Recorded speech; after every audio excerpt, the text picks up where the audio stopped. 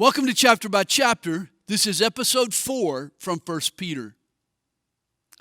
In 1 Peter chapter 4, we learned that persecution purifies God's people and suffering crystallizes commitment. Once you've paid a heavy price for your faith, there's no turning back. When you stop running with the gang and start walking with the Lord, don't expect your unbelieving buddies to understand. When they laugh at your faith, remember you've wasted enough time complying with the will of man. It's time you obeyed the will of God.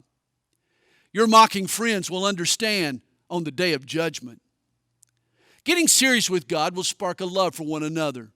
Holiness and hospitality go hand in hand. Never let suffering surprise you. A world hostile to Christ will be hostile to Christians. When persecution comes, we need to rejoice. If we share in the Lord's sufferings, we'll share in His glory.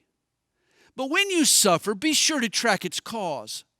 Some Christians are unliked and rejected, not because they're standing up for Jesus, but because they're acting like a jerk. There's a difference between being persecuted for righteousness and being persecuted for self-righteousness.